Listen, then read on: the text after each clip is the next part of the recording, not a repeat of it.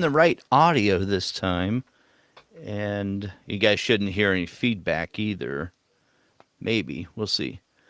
Not real pleased with the way Restream decided to reconfigure everything. This was not the best setup. I can't use my own microphone settings through OBS. Not real pleased with that. Oh well, we'll roll with it. Well, thanks for joining, guys. Really appreciate it. Sorry we're a little late. And I will tell you this, that Camlink, not to get too far into the weeds, but there's a video software converter that I use called Camlink, and it has been freezing up. So I've got a replacement that I will try to use for next week, and we'll be testing that before we go live next week. But what I was going to do today, so the point of me telling you that is this image right here on my desktop right here, is going to freeze up at some point. I don't know when it's going to happen. So it's going to be an adventure. We'll figure it out though. So, all right. I recently, we've been talking about eye studies recently. Let me do this. So this is a recent eye that I've done, and then I've done these two eyes together. Just these small studies on this board. So I was going to use this reference that you see over here on the bottom left. I'm hoping that's where that's where that is. And going to go ahead and work on that today, just the layout process of getting that done. So let me know if you guys can hear me and if the audio sounds okay right now. So grab my tea here. All right.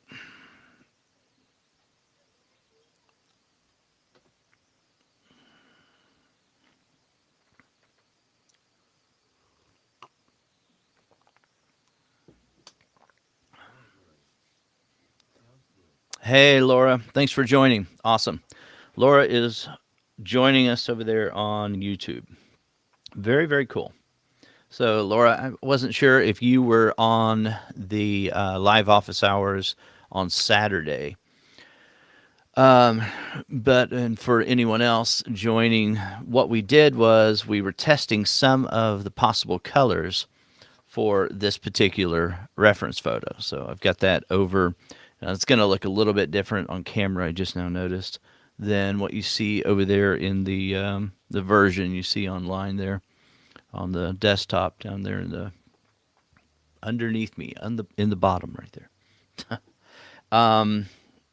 So, but that's a cool thing about doing art is you choose your own colors, right? So, all right. I really like, so I used this crescent board for this study. That was a lot of fun. And then on this one, I used an artifacts panel, ACM panel. And that was great as well. So I'm thinking, hey, Candace, thanks for joining. So Candace is watching over there on YouTube Live. So I'm kind of thinking about maybe going with Crescent, and now we froze up again, I see. Okay, let's see if we can fix that. That is so annoying.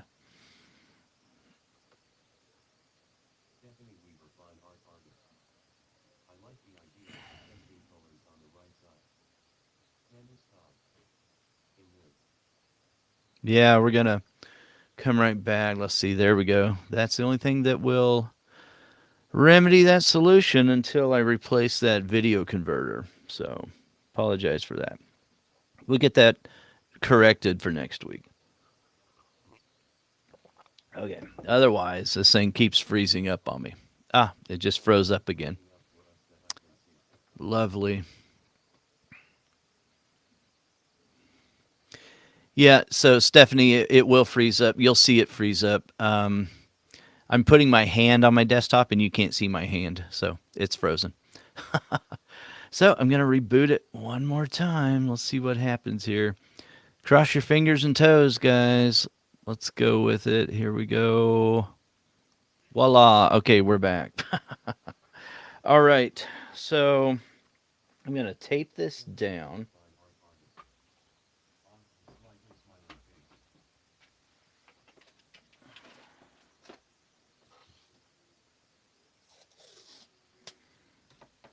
I could use this board. It's, tinted a little bit, kind of a darker beige. Another crescent board, and I've also got another one here. This one, I believe, is a watercolor board, if I remember correctly. But I'm not going to do that. I think I'll just use this particular board right here. Make this as straight as I can for you guys.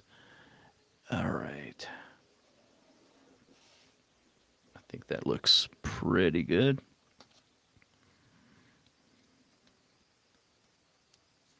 So we'll be on this same study again next week as well. We're just going to try to work on the layout today and try to work through the line drawing to get an accurate roadmap and representation of the work that will lie ahead when we start adding all of the shading and the details. So it's a very, very important part of the drawing process. You've got to have an accurate line drawing to start getting something on there that makes sense, where you've got some borders and you don't start just working on details and shading without any form, right? Got to have the form, then the value, and then worry about the color, right? Makes sense, I hope. Okay. A little more tea after that big fiasco. That was kind of let's see if we're still projecting that image, so that's good. Let me know if you guys can hear me okay right now.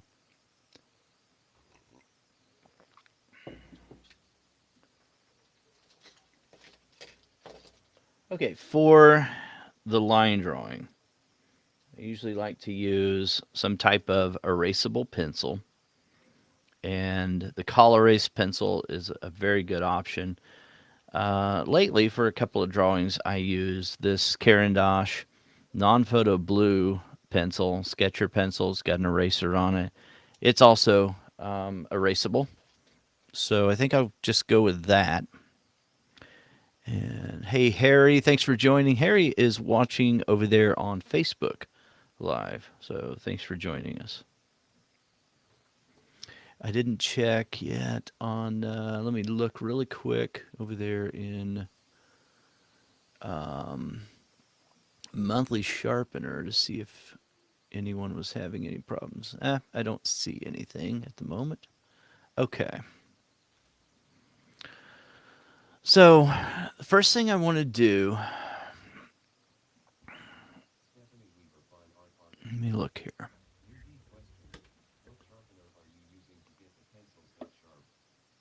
Yeah, great question, Stephanie. So I use the AFMAT sharpener, and well, let me just show it to you. It's a little bit easier.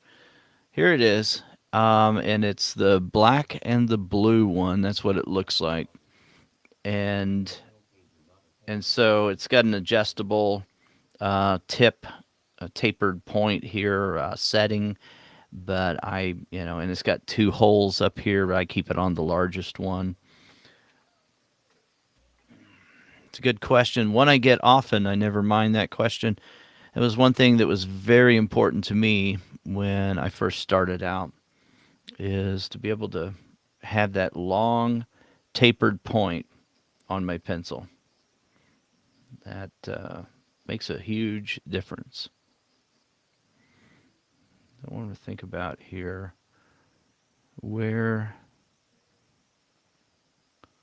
the placement is going to be. I have an element up here, down here. I just want to look at, want to simplify, oversimplify this reference. And I want to think only about angles and lines right now. I don't want to think about what these shapes represent. I don't even want to really think about shapes too much. I want to think about angles and boundaries and borders and that kind of thing.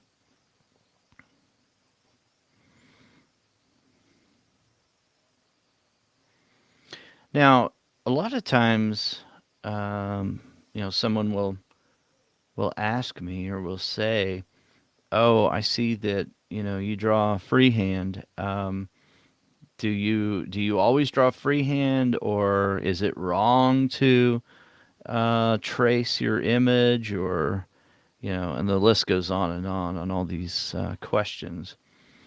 I recently spoke with somebody and they said, yeah, I don't want to learn how to trace, and I don't want to learn how to get my image on the paper because that's cheating. I think I'm cheating when I do that. And they said, my goal, and this was the key to it, my goal is to learn how to freehand. And I said, well, if you're wanting to learn how to freehand, then tracing it is cheating, if that's your goal. But, for what you're doing. But that doesn't mean that tracing is cheating. That just means for you, for that goal, if you're trying to improve in freehand, then yeah, tracing isn't going to help you to learn how to freehand right then, right? It may help you with certain things and certain elements that you're working on with that particular project that you're on, but it's not going to help you learn how to freehand right then. So, but yeah, there's nothing wrong, nothing inherently evil about tracing. Tracing gets the job done a little bit quicker. It just trims some of the time away from the overall project. So if you want to spend 3 or 4 hours laying out something by hand, freehanding something, there's nothing wrong with that. But if you'd rather skip that and save some time, it doesn't mean you're out of the woods. In other words, it doesn't mean that you have to stop. You can stop thinking, and that you are home free, and you're not going to have any problems or any issues, with your drawing from then on. You're still going to have to figure it out, right? You're still going to have to work at it. So, just, some things to think about. All right. I want to look at that, evaluate, see where we are.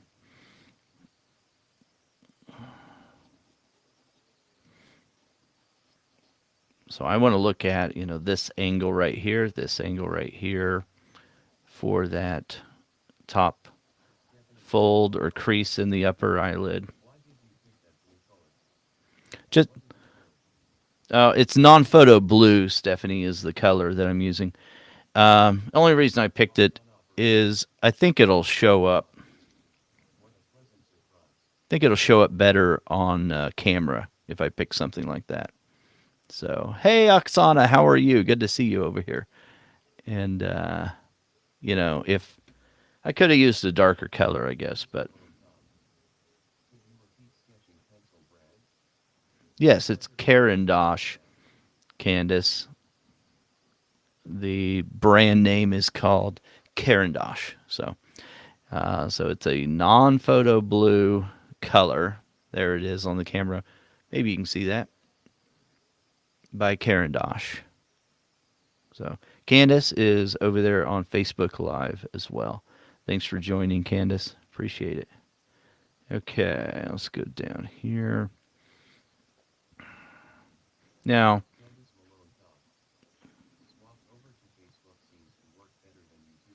I am not married to any of not married to any of these lines right now. Um, I may use these lines, but I may not, right? So we don't know when we starting out. And the arc of this area right here was a little bit too high right there. So all I did was restate a line and move it over so that the arc that I'm looking at is right in here instead. So those are the things I'm trying to look at. Do I always get it right? No, of course not. It's, perception and interpretation and mixed with a lot of filters that I have in looking at the reference, right? So, all right, some questions. What was that? Let's see here. Oh, so Oksana is asking what paper. No, it's perfectly fine. So I don't remember exactly, but it's a what the finish is. It's a crescent board, is what it is. So it's an archival crescent board. Okay, let's moves up here.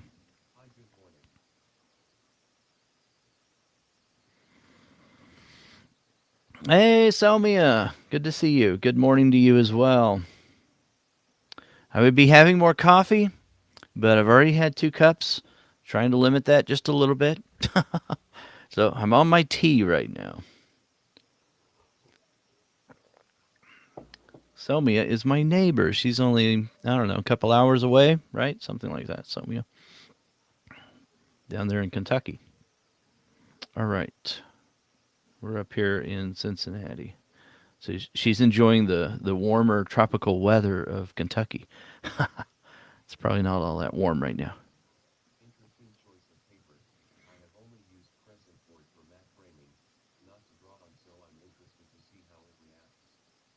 Yeah, Oksana, you're talking about crescent board as a choice here.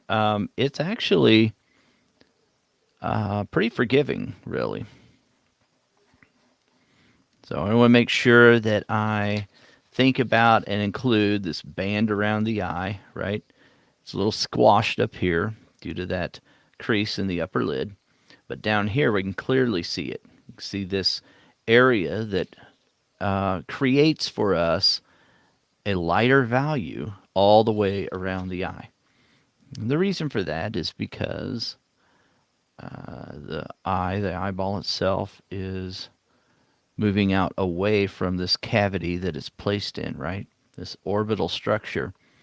So that eye is pressing up against it and creates that three-dimensional structure that we have. And so because of that, the skin around the eye is moving away from that area. So right in here, if we drew contour lines, we're moving over in this area. Oh, it froze up again. Okay. Thanks for letting me know. Laura, appreciate that. Man, I was doing all I completed the eye while it froze up. Just kidding. Okay, let me let me close this and open it back up. That is so annoying. All right. Bear with me. There we go. And it changed. No, we're good. Okay.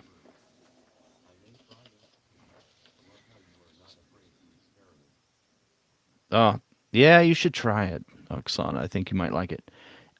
So we're moving in this direction. I'm just drawing some contour lines here.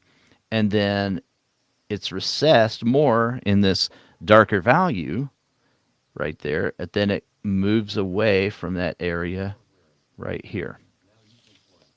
So there we go. Does that make sense? Yeah, I think you ought to try it, Oksana. It's, It's a study, so it's perfect. It's a perfect opportunity to try a different surface than what you're used to if you're doing a study. So if I think about the shape of the eye inside, then I'm going to think about this whole area right in here. And then I'm also going to think about the outside boundary area, like the top edge of where the eyelashes are. This edge over here on the bottom lid. So if I add some of those things, I want to make sure I include, like the bottom little shelf here of the eyelid. And this needs to be scooted down, I can see. Then I need a line to represent that. So I don't want to think to myself, oh, I'll just put that in later. If I'm identifying it and I'm seeing it there, then I might as well go ahead and include it. The one thing I think you might like about using a board to draw on is it's very forgiving. So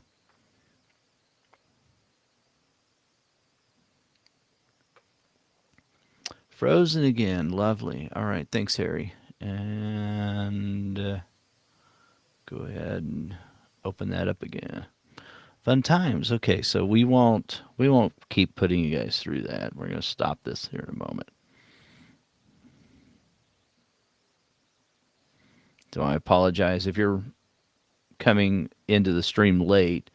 We've got some technical issues going on, and we'll get those corrected for next week. Okay. So I want to look at that distance over here, this little triangle represented by the edge of the iris and the very corner of the eye. So that area right here of the sclera. And then the same thing over here. I want to look for that area and sort of measure those, at least eyeball that and make sure that it's in the ballpark, right? And often we can see more. Whoop, we're frozen again. Wow.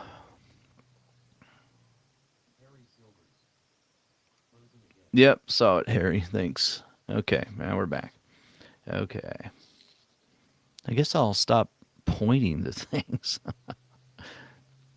Maybe that's what's doing it. Okay. Let's go down here. What I was going to say, though, is, if a circle is difficult to draw, then don't draw a circle for that outer edge of the sclera or the iris. Just work on looking at the angles. Simplify and just think, okay, I see an angle here, see an angle here, an angle here, and then refine that, as you progress through the piece. So nothing wrong with that. Okay, move this down. We do have to think about being pretty exact from the beginning with colored pencil because, we're not going to be able to erase a lot with colored pencil. There's a time period where you're going to have diminished returns. And if you keep erasing, then you're going to have problems with the surface. Okay, this kind of goes over this way and then out. That does need to move down just a little bit. Minimize that. Okay. So if we freeze up again, then I will probably turn OBS off and we may just call it a morning and work on that for next week. Look at maybe there's a few things I want to test a little bit more, figure out what may be happening with that. But thanks for your patience, guys. I really appreciate that. And for coming out here. Okay. So, funny thing, I had Stephanie call me on my cell phone a little while ago. I don't remember what she said exactly, but I think she was asking me, "Hey, are you gonna live stream?" And it was so hilarious. It was like, "Yeah, I'm working on it." I was in the middle of it. Um, I kind of suspected why she might be calling though, so that was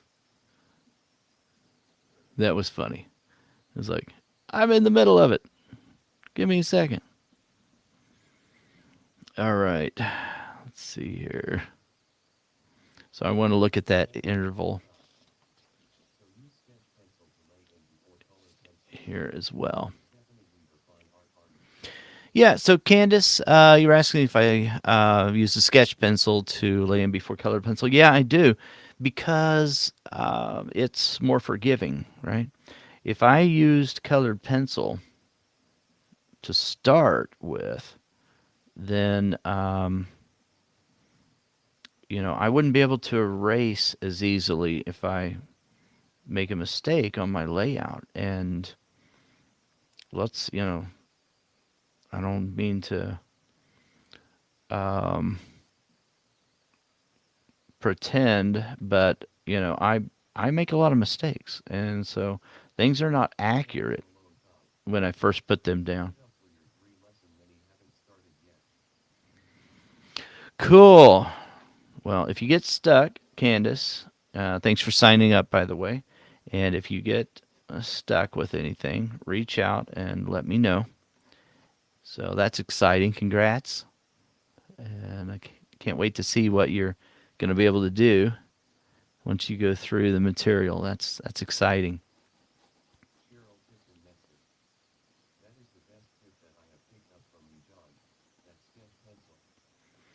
Oh, thanks, Cheryl. Cheryl's over there on Facebook as well. I appreciate it. I'm glad it helped. Okay. Hey, Fred Harris. Hey, how are you? Okay. So I want to represent that shadow shape over here a little bit. And so I'm just going to suggest it a little bit right there. And let's see here. So this moves down. Okay. The funny thing about, doing a layout is, once you're developing this line drawing, you may feel like it looks kind of accurate, like certain things about it, and then you get up, and go do something else for 5 minutes, 10 minutes, or whatever. Leave it alone. You come back and you see something brand new that you didn't even see before. So it happens all the time, and I don't care who you are. That happens. So that's another good reason for, if you want to save time, especially if you're working on a commission or something like that, and this isn't just for your own enjoyment and just to render on your own time, then it's a good case for tracing the outline to get started. And like I mentioned earlier, that doesn't mean that you have to stop thinking, because that is only about maybe 5% of the time that you spend on a drawing is creating the line drawing, right? The rest of the time is doing all the shading and developing the contour, developing that shape and establishing values. And so that's where the real work comes in. Usually non-artists don't know that. I think I'm speaking to probably all artists here, but non-artists think, you make it up out of your head, and, the list goes on of all the myths that they believe. But in reality, you're there's a lot of effort involved to get the drawing to a state where you can actually work on that shading part, and the shading is what takes the longest. Okay. So this, I can tell now I went a little bit too far in that direction. Needs to come back towards the middle a little bit. So I want to judge this distance right here. Make sure that's looking a little more accurate. So this needs to be moved up just a little bit, it looks like. In this area, this is always, that little shelf on the bottom eyelid is always a lot thicker than what you initially think. At least it is for me. Maybe that you don't have that problem, but I do. I'm usually thinking that that's not going to.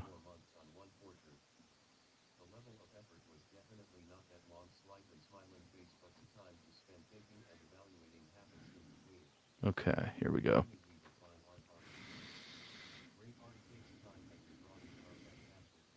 Oh, thanks, Stephanie. Talking about the amount of time that it takes. Yeah, no one could ever accuse me of getting in a hurry with my drawings, that's for sure. I don't know that that's always a compliment, though. Okay.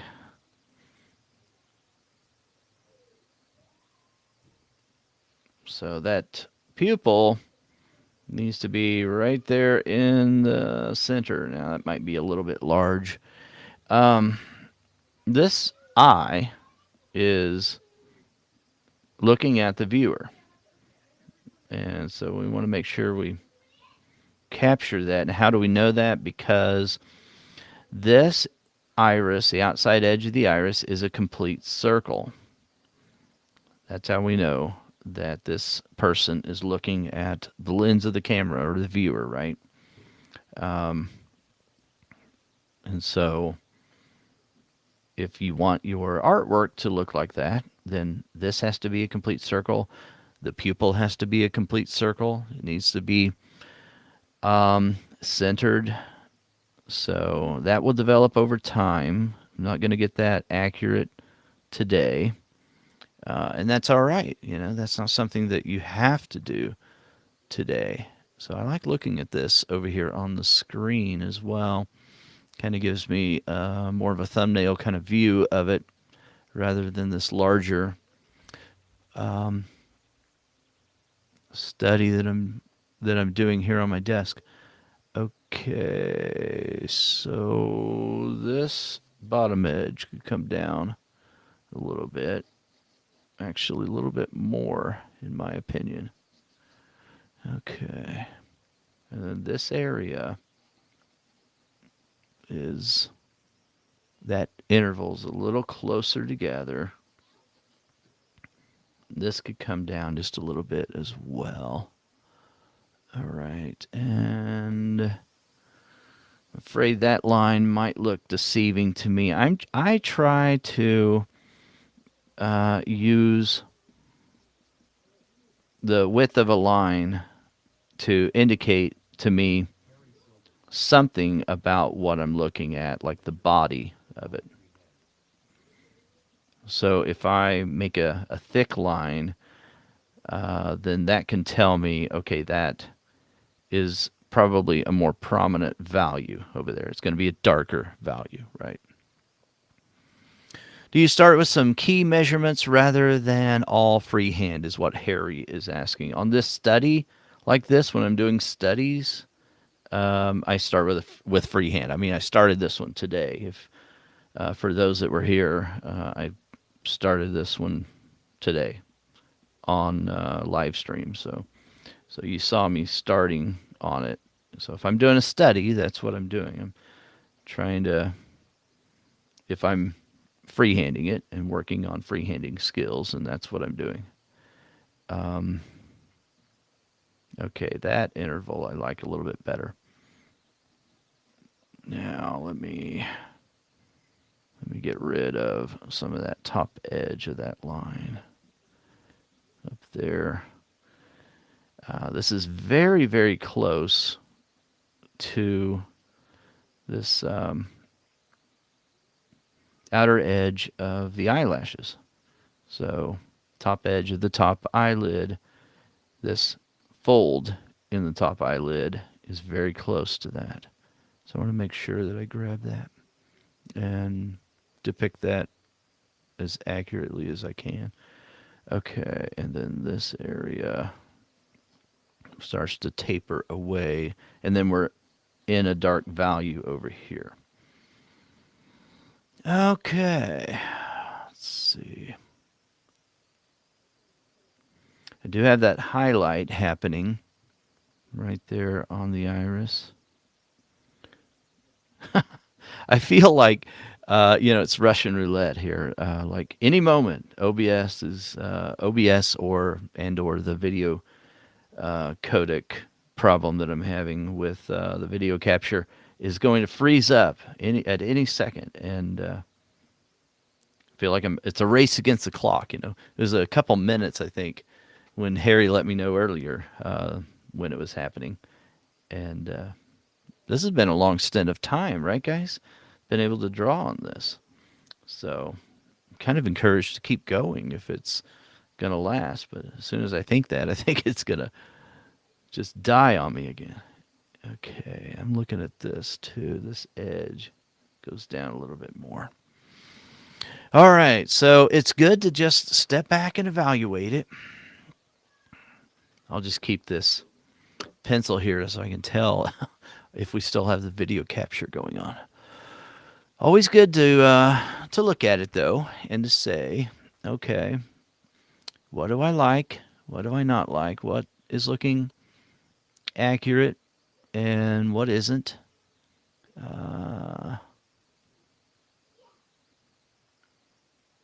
So you ask yourself that question, and you think about some of the areas that seem to be accurate, and if we have enough that is accurate, then we can move ahead. And like I said, I may come back after lunch and I may say, wow, that is just so off. But for right now, I think I'm going to go with it. And I think we're okay. Okay. So the other advantage to using this crescent board is, I could come in here and erase everything, but I don't have to. On crescent board, I don't have to sit here and just erase everything that I put down. I can just go over the top of it. So I'm going to choose to do that probably in all these areas. So I want to grab a dark pencil, and when I was testing some colors for this, so this is a part of a larger portrait that's available for members in the member circle and monthly sharpener. And we were testing some of the colors on Saturday in the members' office hours. So this was one of my darkest ones, and so that was 069, which is probably, if I remember correctly, that is one of the new Luminance pencils, I think. Let me look. I've got them laying out down here. It might be burnt sienna, though. Oh, yeah, it is. Okay. All right, so because I'm on a live stream right here, I think what I'll do, though, is use something even darker. So I'm going to go with my dark indigo 639 in the Luminance pencil line. So it's just such a nice pencil. I love that one. And I want to look for some of the darkest areas. So obviously that's going to be the pupil, right? It's going to be that outer ring of the eye, the iris, and it's going to be the eyelashes. But then there are some, and the eyebrow. Then there's going to be some secondary things as well that we could look at. But I want to use a very light touch. Some of the things that we always want to keep in mind with colored pencil is we want to use a sharp tip on our pencil. We want to apply the pencil tip to the paper very, very lightly, or minimal pressure in the beginning. And if we do that, then we're going to be able to add a whole bunch of layers on top of what we're doing. If we don't do that, we'll limit our options. So this is actually a dull tip right now. That's not very sharp. So I'm going to go ahead and sharpen that. All right. Here we go.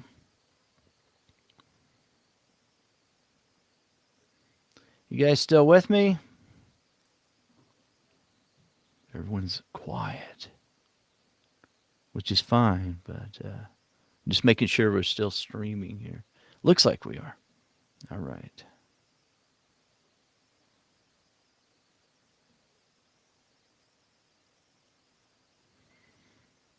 As soon as this freezes up next time, though, I'm probably going to be done because I'm going to be so irritated when that happens.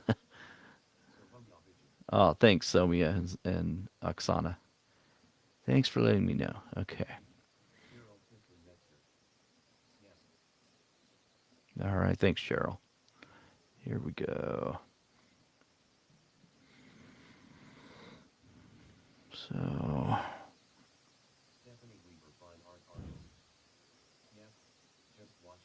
Okay, let's. Oh yeah, you guys are welcome to draw it if you'd like.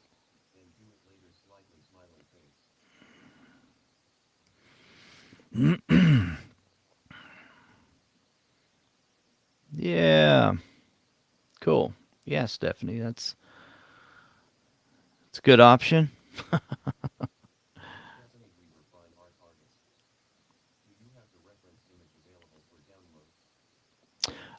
Yeah, no, I don't. I do for members in the member circle. Um, but I also have the larger. So let me talk about what I'm answering here. Stephanie just asked over on YouTube if I have the reference image available. So it is available for monthly sharpener members only in the member circle. And the actual larger portrait of um, of this reference is available as well. But no, thanks for joining, Laura. Have a great day. Thanks for joining us. And she's saying she has to leave. I understand. Okay, but this cropped down version of just the eye, yeah, I might make that available. I could make that available. The entire portrait, though, is the current challenge, the January challenge for member circle. So I'm just looking at this and showing how I would approach it and get started with it. Okay. I want to make sure that I use a very, very light touch, though, because if I don't, when I need to change something later on, then I'm gonna hate myself for bearing down, pressing too hard. Let's go up here and suggest some of that.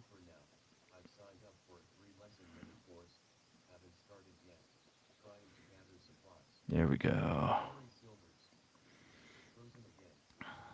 Oh, frozen again.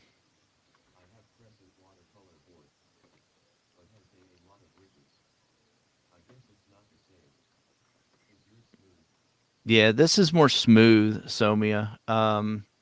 Yeah, that would not be the same. So, yeah, I fixed the frozen part. Thanks, Harry and Cheryl. Yeah, I would. If you're looking for, something to draw on that, a mat board to draw on that you want to actually work on and get some nice results for representational drawing, then I wouldn't recommend using something with a pattern on it. That'll be disappointing. I would think I wouldn't want to do that. So yeah, I would try to find either, and, some of those boards, they'll come with, look at this one and see what that one says. Dry mixed media is what was recommended on that one. Um, Medium weight. So it doesn't really say anything about the surface texture. So you'll want to just look at that surface and find one that doesn't have a pattern. This one actually has a pattern. I don't know if you can see. I'm trying to push it up a little bit in the light. You can probably see it there.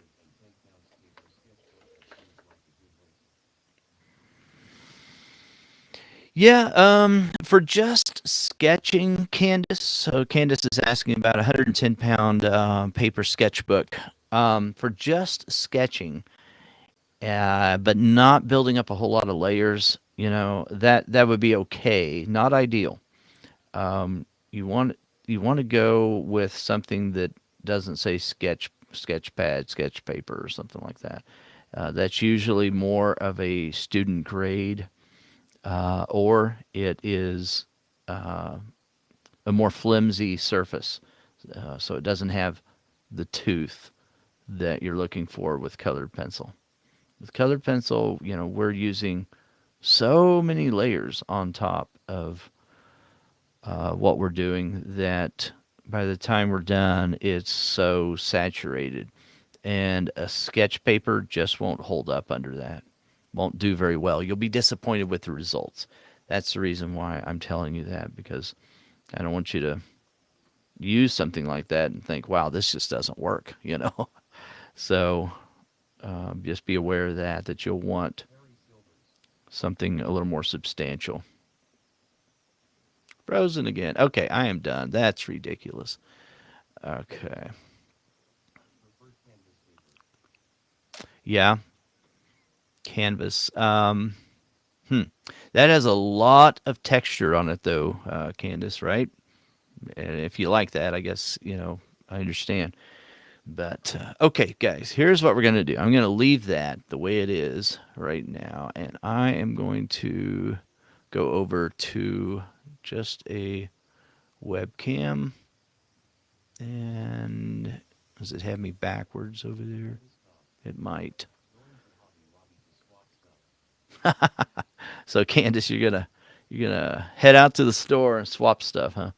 There we go. That's the way of handling that. Okay. Might have me backwards. Let me see here.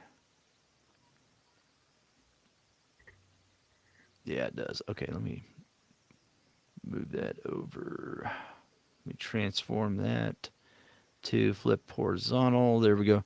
Okay, guys, I am done with the live stream portion of the drawing. So I'll take any questions right now if you have any at the moment. Otherwise, we are going to work on some of these live stream issues here for next week, and we'll pick this back up as well with the drawing next week on 10 o'clock. At 10 o'clock. So. Um, oh, good. So, Candace, that's exciting. Thanks for being part of that. So you were there Saturday. That's awesome. Oh, you got stuff Saturday. I got you. Okay. Cool. So Candace is asking if I recommend boards. I I recommend something that is substantial enough, to hold up multiple layers of colored pencil. Um, I don't really draw on boards every time. For those that know more about what I do, I'm kind of eclectic, I guess. I'm an experimenter, and I like to use a lot of different surfaces. I love Stonehenge. I like sanded papers. I like pastel matte. Um, I really like the Strathmore watercolor board paper. There are several other watercolor papers that are good. So I'm looking for something that has a thick enough surface, and then the tooth of that surface, thick enough, the paper or board itself is thick enough, but then the surface of that particular paper needs to have enough tooth to hold a lot of colored pencil layers. Yeah, I like the Lux Archival paper. Oksana is asking. Yep. Yeah, it's a good. I love that we have options now in sanded papers. So I love that. And we've got UArt sanded paper. UArt sanded paper is actually sponsoring. They're supporting the Colored Pencil podcast right now. And if I don't know if you guys are aware of that, but you can get 20% off of your order for UArt sanded paper, and you can go to the show notes page, sharpenedartist.com/podcast, to get that discount. So I'm excited about that. But yeah, there are several non-absorbent surfaces that are so good with colored pencil now. I just love it that we have options, and that colored pencil, is there's ways of working in the medium that are just exciting to me now. So really cool. Yeah. So thanks, Oksana. Um, awesome. So yeah, if you guys want to draw along with me with on this particular project, and if you want to do that, I will make this I reference available over there in the live streams page. So if you go to sharpenedartist.com/live streams, I believe it is. Let me make sure about that. I think it's live streams. Yeah, live streams. Then I will put the reference over there for you. And Harry, to answer your question, yeah, this is going to be a series. Um, and yeah, so hopefully you guys can join again next week on Monday, and we're going to try to start again. Believe it or not, I've been working on this morning, working on the technology part for about an hour and a half before. So around 8:30 is when I started working on trying to get all this set up. I actually worked on it a little bit Saturday as well, Saturday evening. Thought I had certain things working well, but then things did not go quite as planned this morning either. Anyway, we will get there, and we'll get this figured out. But I'm excited about it, and hopefully you can join again next week on Monday, 10 a.m. Eastern Standard Time. So, all right, guys, I'm going to say goodbye, and I hope you have a great rest of your day. Thanks again for joining.